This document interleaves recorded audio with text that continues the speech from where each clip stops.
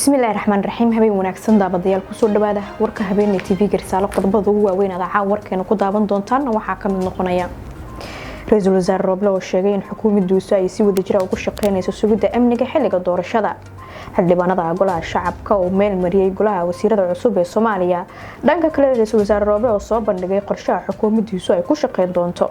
dawladda Soomaaliya oo sheegtay in 6 xubnood oo ka tirsan al-shabaab ay ku dileen howlgal ka dhacay gobolka Shabeellaha Hoose iyo Shabeellaha Dhexe dawladda Djibouti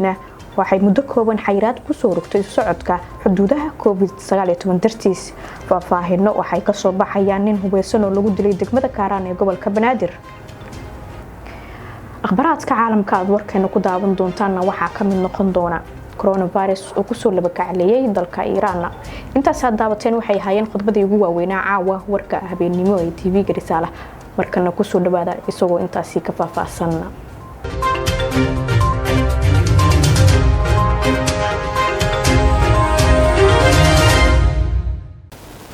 Ra'iisul Wasaare Roble ayaa sheegay in xukuumaddiisu ay ka shaqeyn doonto sugidda amniga xilliga doorashada Ra'iisul Wasaaraha Xukuumadda Federaalka Soomaaliya Maxamed Xuseen Roble oo golaha shacabka horgeeyay xubnaha cusub ee qorshaha golaha xukuumadda ayaa xusay in barnaamijka xukuumadda ay saldhig u yihiin arrimaha hortabinta u leh dalka oo ay ugu horeyso qabsoomida doorashooyinka adkeynta amniga horumarinta cadaaladda dowlad wanaaga kordhinta adeegyada aasaasiga ah ee bulshada Ra'iisul Wasaaraha Xukuumadda Federaalka Soomaaliya ayaa sheegay in xukuumaddiisu ay si wada jir ah uga shaqeynayso dowladaha xubnaha ka ah dowladda federaalka iyo shacabka Soomaaliyeed sugidda amniga xilliga doorashada iyadoo laga ambaqaadayo go'aanadii ka soo baxay shirarkii Dhuusamareeb iyo midkii ka dambeeyay ee golaha wadatashiga qaranka ay ku heshiiyeen Muqdisho 17 Sebtembar ee sanadkan laguna qeexayay qaabka doorashooyinka ergooyinka deegaan doorashada qoondada haweenka iyo in doorashooyinka ay ku dhacaan waqtigooda xukuumadda oo kaashanaysa dowladaha xubnaha ka ah dowladda federaalka waxay dardargelinaysaa dadaalada dhameystirka dib u eegista qorshaha amniga ee xilligan muhiimka ah waxa aan shaki ku jirin in fulinta qorshaha uu siin doono shacabka hay'adaha dowladda iyo ciidamada amniga fursad ay si wada jir ah uga sugayaan xasiloonida iyo nabadda dalka ayuu yiri Ra'iisul Wasaare Roble Ra'iisul Wasaaraha Xukuumadda Soomaaliya wuxuu ugu mahadceliyay golaha shacbiga ansixinta xukuumadda iyo barnaamijkeeda si ay ugu gudaan shaqooyinka adag ee sugayo wuxuuna cadeeyay in xukuumaddiisu ay mudnaan gaar ah siin doonto wax ka qabashada xadgudubyada ka dhanka ah qaybaha bulshada ee u nugul xildhibaanada golaha shacabka ayaa meel mariyay golaha wasiirada ee uu soo magacaabay Ra'iisul Wasaare Roble dhanka kale Ra'iisul Wasaaraha Soomaaliya ayaa sheegay qorshaha ay xukuumaddiisu ku shaqeyn doonto waxa warkan soo koobaya wariyayna Rijaal Cabdi Ra'iisul Wasaaraha Jamhuuriyadda Federaalka ee Soomaaliya Mudane Maxamed Xuseen Roble ayaa maanta xildhibaanada golaha shacabka waxa uu horgeeyay golaha wasiirada cusub ee uu dhawaan soo magacaabay isagoo ka codsaday inay ansixiyaan Ra'iisul Wasaare Maxamed Xuseen Roble ayaa sidoo kale waxa uu soo bandhigay qorshaha xukuumaddiisa ay ku shaqeyn doonto bilooyinka soo socda oo qaybta ugu weyn ay tahay arrimaha doorashooyinka barnaamijka xukuumadda waxa saldhig u yahay qorshe hawleedka xukuumadda oo ay soo diyaarin doonaan golaha wasiirada marka ay guda galaan waajibaadkooda barnaamijkani wuxuu qeexayaa arrimaha hortabinta u leh xukuumadda sida dardargelinta doorashooyinka sugidda amniga guud amniga doorashooyinka dhab u heshiisiinta xakamaynta cudurka COVID-19 tayeynta hay'adaha caafimaadka horumarinta cadaaladda dowlad wadaagga la dagaalanka musuqmaasuqa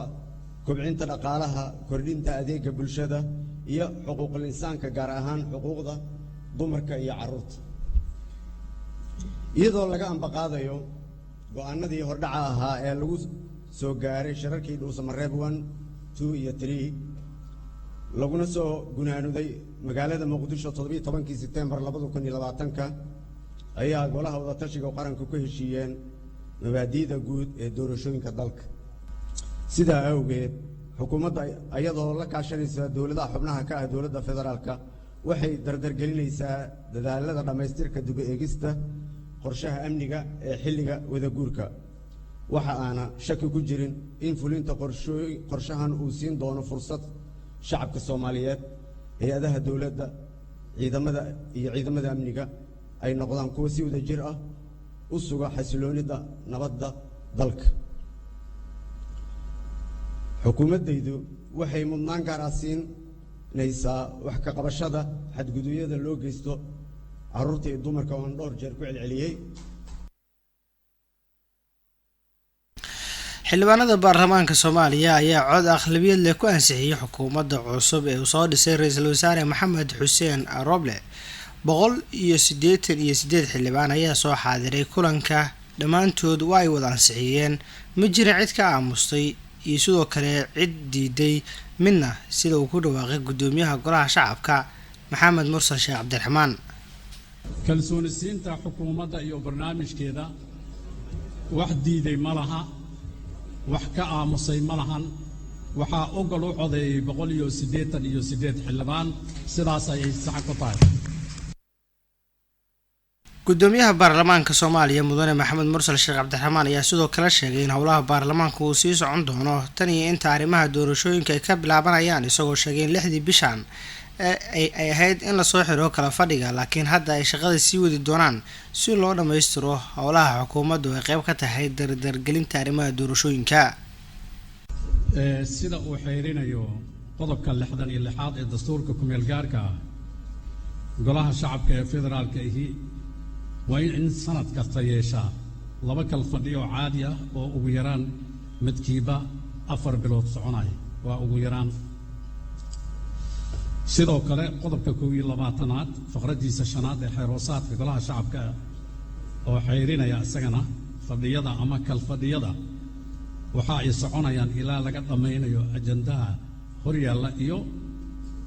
hindis sharciyada degdegta ah. sidaa daraaddeed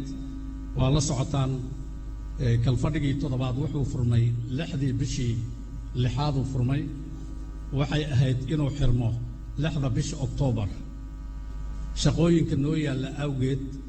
waxaa isdhex galay kal fadhigii 7aad iyo 8aad. sidaa daraaddeed hindis sharciyada noo yaalla ilaa aan ka dhammaynayno shaqada way soconaysaa. xildhibaanada sharafta leh waxaan ka codsanaynaa laga bilaabo maalinta Isniinta inay soo xaadiraan. golaha wasiirada cusub ee Ra'iisul Wasaare Maxamed Xuseen Roble uu soo dhisay ayaa isla goobta waxaa ku dhaariyay gudoomiyaha maxkamadda sare ee dalka mudane Baashi Yuusuf. Ra'iisul Wasaaraha ayaa tilmaamay in xubnaha golaha wasiirada oo ka kooban 70 xubnood oo isugu jira wasiiro, wasiir ku-xigeen iyo wasiir dowlayaal oo ku soo xushay karti, aqoon iyo inuu hubiyey inay u adeegi karaan bulshada xilligan adag oo arrimaha doorashooyinkana ay dalka ka sabata bixi karaan. dowladda Soomaaliya ayaa sheegtay in 6 xubnood oo ka tirsan ururka Al-Shabaab ay ku dileen howlgallo ay ka sameeyeen gobolada Shabeellaha Dhexe iyo Shabeellaha Hoose. Aways Bashiir ayaa ka waramaya. ciidamada kumaantooska danab ee xoogga dalka ayaa waxa ay howlgal qorsheysan oo ay ka fuliyeen deegaano hoostaga degmooyinka Balcad iyo Afgooye ay ka kala tirsan Shabeellada Dhexe iyo Shabeellada Hoose ay ku dileen 6 xubnood oo ka tirsan Al-Shabaab oo ku jiro madaxda maaliyadda Shabaab ee gobolka Shabeellada Hoose. war ka soo baxay taliska ciidanka xoogga dalka ayaa lagu sheegay in shakhsiga la dilay lagu magacaabi jiray Cabdiraxmaan Cabdallah Abu Ayman. waxaa warka lagu sheegay in uu u qaabilsanaa ururinta canshuuraha Al-Shabaab ee gobolka Shabeellada Hoose, isla markaasina la dilay qaar ka mid ah ilaaladii uu watay. ciidanka ayaa intaasi waxa ay ku dareen in howlgalku uu ahaa mid qorsheysan laguna burburiyay saldhigo ay lahaayeen Al-Shabaab. ciidanka ayaa tilmaamay in ay soo saareen miinooyin Al-Shabaab ay geliyeen wadooyinka oo ay doonayeen in ay la beegsadaan taliska ciidanka xoogga dalka. ma jiro wax war oo ka soo baxay Al-Shabaab oo ku aadan warka ciidanka dowladda ee ah in ay dileen mas'uul ka tirsan Al-Shabaab. taliska militariga Soomaaliya ayaa dhawaan waxa ay shaaciyeen in ilaa 3 gaari oo ay qaraxyo ay ku raran yihiin la doonay in la soo geliyo Muqdisho ay ku fashiliyeen gobolada Shabeellada Hoose iyo Shabeellada Dhexe. howlgalladaasina ay ahaayeen kuwo guuleystay. dowladda Djibouti ayaa muddo kooban haysay socodka xuduudaha COVID-19.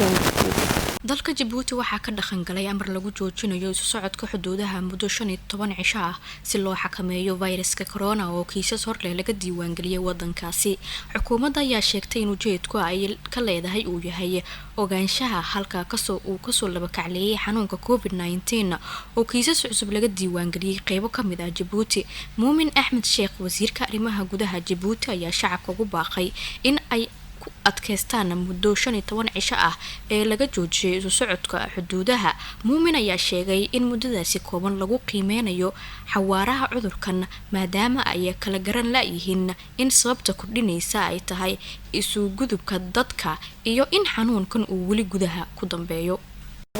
warkaasi ka daawanaysaan waa TV Garisale xaruntiisa dhexe magaalada Muqdisho studio ku leeyahay idinkaga imaanaya markan akhbaraadka dibadda. Coronavirus ayaa ku soo laba kaclayay dalka Iran. Afhayeenka wasaaradda caafimaadka Iran ayaa sheegay in laga helay COVID-19 24 saac la soo dhaafay 335 ayaa dhimatay marka wadarta guud ee dhimashada ay ka dhigayso 32320 qiyaastii 5814 kiis oo cusub ayaa laga helay 24 saac la soo dhaafay. qaar kamid ah 2169 oo kamid ah ayaa la dhigay isbitaalada. waxay sheegtay in wadar ahaan ay tahay 562 7,500 Iiraaniyiin ah oo la xaqiijiyay inuu ku dhacay COVID-19 qaar kamid ahna 450,991 ay uu kamid yahay ayna ka bogsadeen ama laga saaray isbitaalada. qiyaastii 4,952 bukaan oo kale oo COVID-19 ayaa xaaladooda aad u liidata waxaana lagu daweynayaa qaybta daryeelka degdega ah. guud ahaana waana inta war wixii dalay dibad naga soo gaaray aad ka daawanayseen Risaale TV warka habeenimo anigoo Raxmaan Caawa diin waramaysay fiid wanaagsan.